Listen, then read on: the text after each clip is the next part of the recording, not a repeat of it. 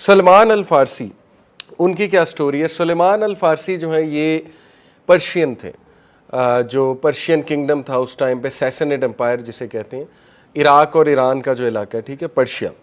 تو ان کے جو والد تھے وہ مجوسی تھے اور بہت ہی پریکٹسنگ مجوسی تھے، اور وہ اپنے علاقے کے چیف بھی تھے ان کے والد۔ تو ان کے والد کے لیے سلمان بہت ہی لاڈلے بیٹے تھے، بلکہ وہ کہتے ہیں کہ مجھے انہوں نے باقاعدہ ینگ گرلز کی طرح رکھا ہوا تھا، بڑا پروٹیکٹ کر کے گھر میں رکھتے تھے، کہیں جانے نہیں دیتے تھے، انہیں ڈر ہوتے تھے بہت۔ اور پھر ایسا ہوا کہ انہوں نے محبت میں مجھے فائر کا گارڈین بنا دیا۔ آپ کو پتا ہے مجوسیوں کی ایک فائر ہے، ایٹرنل فائر، جو ہر وقت جلانا ضروری ہے، ان کا بلیف ہے کہ بجھنی نہیں چاہیے۔ تو اس کے وہ گارڈز ہوتے ہیں اور اس کا ایک پادری ہوتا ہے، وہ اس فائر کو انشور کرتا ہے کہ وہ چلتی رہے۔ تو وہ کہتے ہیں کہ مجھے اس کا گارڈ بنا دیا، ون آف دی گارڈز مجھے اس فائر کا بنا دیا۔ ایک دن ایسا ہوا کہ والد صاحب جو ہے ان کی کچھ فیلڈز تھیں، کچھ کھیت باڑی بھی کرتے تھے، تو انہوں نے مجھے کہا کہ بیٹے آج میں ذرا اچھا فیل نہیں کر رہا، تھوڑا سا ڈاؤن ہوں، تو آپ چلے جاؤ۔ تو سلمان الفارسی کہتے ہیں کہ میں گیا، راستے میں میں نے کرسچنز کی عبادت گاہ دیکھی، اس دور کے جو کرسچنز تھے، بک آف پیپل۔ اور یاد رکھیں اس دور میں کچھ بک آف پیپل صحیح عقیدے پہ تھے، توحید پہ بھی تھے، اور یہ کہ انہوں نے اپنی کتاب پہ عمل بھی کرتے تھے، جو ٹیچنگز کچھ باقی تھیں، اور یہ کہ وہ ان لوگوں سے متنفر بھی تھے جنہوں نے کرسچینٹی کو چینج کر لیا ہوا تھا، ٹھیک ہے۔ تو انہوں نے جاتے ہوئے راستے میں کرسچنز کی عبادت گاہ دیکھی تو وہ بڑا امپریس ہوئے، اور انہوں نے کہا کہ یار یہ تو بڑی اچھی عبادت کرتے ہیں۔ اب وہ عبادت کیا تھی اس کی ڈیٹیل نہیں آتی ہے واللہ عالم، لیکن دیکھا انہوں نے عبادت کرتے ہوئے۔ تو انہوں نے ان کرسچن سے پوچھا کہ آپ کون ہیں اور یہ آپ عبادت ایسے کر رہے ہیں، آپ کا ریلیجن کیا ہے؟ تو انہوں نے بتایا کہ ہم مسیحی ہیں، ہم کرسچنز ہیں۔ تو سلمان الفارسی نے پوچھا اس ریلیجن کی سورس کہاں ہے، اس ریلیجن کی شروعات کہاں سے ہوئی ہے؟ تو کرسچن نے جواب دیا الشام سے۔ الشام جو ہے اس ٹائم کا وہ پیلسٹائن، جارڈن، لیبنان، سیریا، یہ الشام تھا، ٹھیک ہے۔ آج تو سیریا لیبنان سے جدا ہے اور پیلسٹائن الگ سے، ایک آپ کو پتہ ہے اسرائیل پیلسٹائن الگ سے باؤنڈریز بن گئی، لیکن اس ٹائم پہ سب اکٹھا تھا۔ انہوں نے کہا الشام، اور وہ یہ سن کر امپریس ہو کر گھر واپس آئے تو والد نے پوچھا کہ بیٹا آپ لیٹ ہو گئے ہو، خیر ہے آپ کہاں تھے؟ انہوں نے سچ بول دیا، انہوں نے کہا کہ ابو میں جا رہا تھا تو راستے میں کرسچنز کی عبادت گاہ آئی، تو مجھے ان کی عبادت بڑی پسند آئی، میں نے ان سے پوچھا اس کی سورس کیا؟ انہوں نے کہا شام۔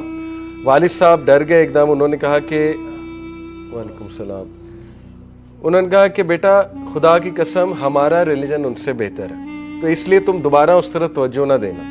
لیکن سلمان الفارسی جو ہے وہ بہت بلنٹ تھے، بہت اسٹریٹ فارورڈ تھے، انہوں نے کہا نہیں ابو مجھے تو ان کا ریلیجن پسند ہے، میں تو جانا چاہتا ہوں اور مزید سیکھنا چاہتا ہوں۔ انہوں نے کیا کیا، اپنے بیٹے کو چینز میں بند کر دیا، شیکلز ڈال کے اپنے بیٹے کو چینز میں بند کر دیا۔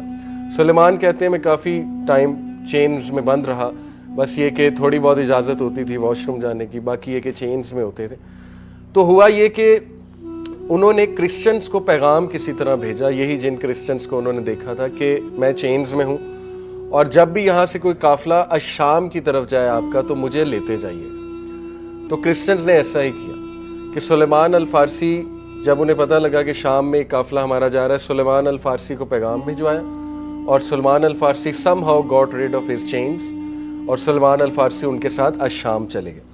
الشام جب گئے تو وہاں پہ جو سب سے بڑا پادری تھا ان کا، کرسچنز کا، ان کے پاس گئے، کیونکہ وہ چاہتے تھے کہ میں جو اس ریلیجن کی سورس ہے اس کے سب سے نیک اور سب سے بڑے بندے کے پاس جاؤں۔ جب ان کے پاس گئے تو دیکھا یہ تو منافق ہے۔ وہ پادری منافق کیسے نکلا؟ وہ لوگوں کو کہتا تھا صدقہ خیرات کرو، اور لوگ بہت سی چیزیں اس کی جھولی میں رکھ جاتے تھے آگے، لیکن اس کے بعد وہ صدقہ خیرات وہ اپنے اوپر لگاتا تھا اور اپنے پرسنل پروجیکٹس پہ لگاتا تھا، یعنی اس نے دولت بنانا شروع کر دی اس سے۔ سلیمان الفارسی کو پتہ لگ گیا، وہ قریب تھے۔ یہاں پہ ایک بڑا امپورٹنٹ پوائنٹ ہے، دیکھیں سلیمان الفارسی کا واسطہ ایک ایسے مذہبی بندے کے ساتھ پڑا جو کہ منافق نکلا، ٹھیک ہے، لیکن اس چیز نے انہیں ڈسکریج نہیں کیا مذہب سے۔ سمجھ رہے ہیں بات کو؟ ہمارے ہاں ایک طبقہ ہے نا جو چھوٹی سی مذہبی طبقے میں غلطی دیکھ کے کہتا ہے لو جی یہ تو سارے ایسے ہیں، مذہب کی طرف کیوں آنا، مذہبی لوگ ایسا کرتے ہیں ویسا کرتے ہیں۔ مذہبی لوگ کرتے ہیں تو آپ میں اتنی ایموشنل انٹیلیجنس ہونی چاہیے کہ ان کا قصور ہے، اس کا یہ مطلب تو نہیں مذہب غلط ہو گیا، رائٹ؟ تو دیکھیں اس چیز نے انہیں ڈسکریج نہیں کیا۔ بہرحال انہوں نے ان کو ایکسپوز کیا، اور وہ بھی ان کے مرنے کے بعد. جب مرنے کے بعد دیکھا لوگ بڑی تعریف کر رہے ہیں تو انہیں ڈر لگا کہ یار ایسا نہ ہو کہ اس بندے کے جو مریدین ہیں وہ اوپر آ جائیں، وہ بھی ایسے ہوں گے. تو انہوں نے کیا کیا، بتا دیا لوگوں کو کہ یار یہ بندہ ایسے کرتا تھا. انہوں نے کہا کوئی پروف ہے تمہارے پاس؟ تو انہوں نے جب اس کی دولت دکھائی لوگ حیران رہ گئے، اور لوگوں نے کہا تو واقعی ایسے کرتا تھا. بہرحال لوگوں نے پھر اسے دفنایا نہیں، یہاں تک آتا ہے کروسیفائی کر دیا اس کو، اس کی لاش کو لٹکا کے وہاں پہ کراس پہ یا جو بھی وہ تھا اس پہ لٹکا کے اس کو باقاعدہ کروسیفائی، مطلب اس کو پتھر مارے. اینی اس کے بعد وہ کہتے ہیں کہ اس کو جس بندے نے ریپلیس کیا وہ بندہ بہت نیک تھا، اور اس جیسا نیک بندہ میں نے نہیں دیکھا تھا. یعنی اس کے بعد انہیں ایک اچھا مربی ملا، ایک اچھا استاد، ایک اچھا مینٹور کہہ لیں، ٹھیک ہے. تو وہ ان کے ساتھ رہے، وہ بہت ہی عبادت گزار تھا. لیکن چند سال بعد وہ فوت ہو گیا، اور جب وہ ڈیتھ بیڈ پہ تھا تو سلیمان کہتے ہیں کہ میں اس کے پاس آیا اور میں نے کہا کہ دیکھیں میں نے آپ کو سرو کیا ہے، میں آپ کے پاس رہا ہوں اور مجھے مذہب آپ کا پسند ہے، تو مجھے بتا دیں کہ اب میں کس کے پاس جاؤں آپ کے بعد، کیونکہ میں چاہتا ہوں کہ آپ جیسا ہی کوئی ہو. تو انہوں نے کہا کہ دیکھو میں ایک ہی شخص کو جانتا ہوں جو تمہاری اس حوالے سے مدد کر سکتا ہے، جو ابھی تک سنسیئر ہے، جو ابھی تک اس صحیح عقیدے پہ ہے جو اصل میں مسیح ابن مریم لے کر آئے تھے، اور وہ شخص جو ہے الموصول میں ہے. اور انہوں نے ان کا نام بتایا.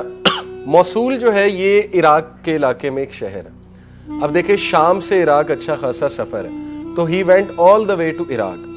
عراق جب وہ گئے تو عراق میں جا کے جس شخص کے پاس وہ گئے، جس کا انہوں نے بتایا تھا، وہ شخص بھی بہت ہی نیک تھا اور بالکل انہی کے فٹ سٹیپس میں فالو کر رہا تھا جو پہلے تھا. تو سلمان الفارسی بہت خوش ہوئے کہ میرا نیکسٹ مربی وہ بھی بہت اچھا ہے. یعنی سلیمان الفارسی کی جستجو کیا تھی؟ صحیح مذہب کو سرچ کرنا اور صحیح لوگوں کو سرچ کرنا، اور اس میں ان کو تسکین ملتی تھی. Right, he was a truth finder, he was a حق فائنڈر. اچھا، اس کے بعد جب اس کی ڈیتھ آئی قریب، کیونکہ سارے بوڑھے لوگ تھے، ان کا ٹائم قریب تھا، تو جب اس کی ڈیتھ قریب آئی تو انہوں نے یہی سیم سوال پوچھا، جی کہ اب مجھے آپ بتائیں اب میں کہاں پہ جاؤں. تو انہوں نے کہا کہ بیٹے مجھے ایک ہی شخص پتا ہے جو تمہیں کندھا اس وقت دے سکتا ہے یا یہ کہ تمہاری مدد کر سکتا ہے، وہ شخص ہے نصیبین میں. نصیبین ٹرکی کے علاقے میں. اب دیکھیں عراق سے آل دا وے ٹو ٹرکی، ٹھیک ہے، آسان نہیں ہے. اب وہ کہاں گئے؟ ٹرکی میں جب وہ گئے تو وہ شخص بھی بہت نیک تھا، ایک اچھا مربی تھا، اور اس نے بھی بہت کچھ سکھایا سلیمان الفارسی کو. اور جب اس کی ڈیتھ بیڈ قریب آئی تو پھر سلیمان الفارسی نے کہا کہ اب تک میں بیسٹ آف پیپل کے درمیان تھا، اور اب آپ بھی اس دنیا سے چونکہ رخصت ہونے والے ہیں تو مجھے نصیحت کر دیں کہ اب میں کیا کروں اور میں کہاں جاؤں. پھر اس شخص نے بتایا کہ میرے بیٹے بائی اللہ کی قسم، I know not of any one like us but a man in اموریا پیلسٹائن میں. ٹھیک ہے، اب ٹرکی سے کہاں بھیجا گیا انہیں؟ اموریا. یعنی آپ دیکھیں ان کی جرنی کتنی لمبی ہے کہ ایران سے شروع ہوئے، کہاں گئے؟ شام. شام سے کہاں گئے؟ عراق سے کہاں ہے؟ ٹرکی سے دوبارہ پیلسٹائن، اموریا. اب جب وہ اس شخص کے پاس آئے تو واقعی وہ نیک تھا جیسا اس نے کہا تھا. انہوں نے ان کے ساتھ ٹائم گزارا، اور جب اس کی ڈیتھ قریب آئی تو پھر ان سے سیم گزارش کی کہ اب آپ مجھے گائیڈ کر دیں. دیکھیں یہ استاد اور شاگرد کا ریلیشن ہے، ٹھیک ہے. استاد کو مربی ماننا، مربی ماننے کے بعد یہ کہ اسی سے گائیڈنس لینا کہ اب میں کیا کروں، اب میں کہاں پہ جاؤں. اور یہ اللہ کا فضل تھا کہ انہیں اچھے مربی مل رہے تھے.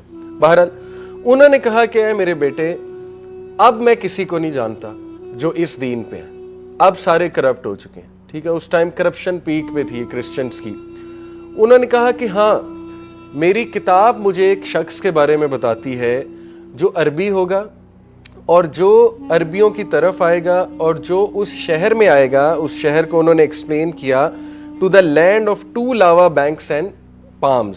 ایک ایسے شہر میں جہاں 2 لاوے کے پہاڑ ہیں، 2 لاوا بینکس ہیں اور پامز ہیں، ڈیٹ پامز کی بات ہو رہی. تو آپ کو پتہ ہے نا مدینہ از سراؤنڈیڈ فرام 2 سائڈس لاوا کے پہاڑ ہیں، ایک سائڈ پہ گھنا جنگل ہے. اب تو خیر اتنا نہیں ہے لیکن درخت تھے وہاں پہ کھجوروں کے بہت، اور ایک سائڈ اوپن تھی. تو یہ کلیئرلی مدینہ کی طرف اشارہ ہے. ابھی انہیں نہیں پتا تھا مدینہ، ابھی انہوں نے صرف ان کو ہنٹ دیا تھا کہ بیٹا وہ ادھر آئے گا. انہوں نے کہا مجھے اور کوئی سائنس بتا دیں میری مدد ہو جائے. تو انہوں نے کہا کہ بیٹا 3 سائنس میں تجھے بتاتا ہوں اس کے کہ وہ سچا نبی ہے، وہ سچا رسول ہے اللہ کی طرف سے.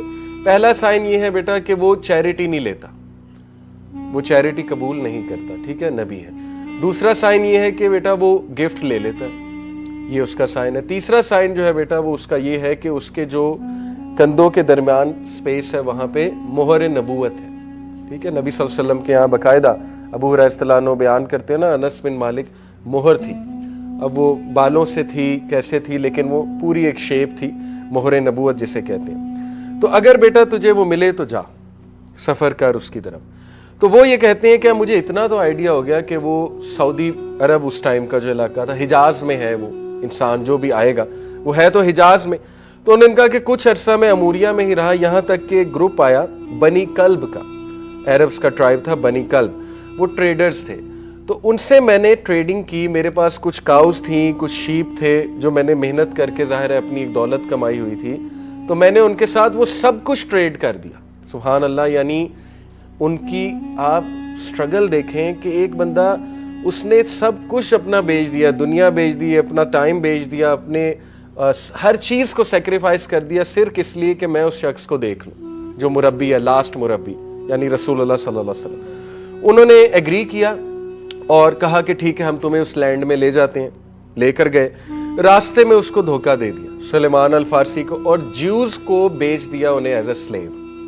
اب یہ بھی اللہ کی طرف سے ایک ٹیسٹ بھی تھا سلیمان الفارسی کے لیے, اور ظاہر ہے کہ اس میں بھی اللہ کی حکمت تھی.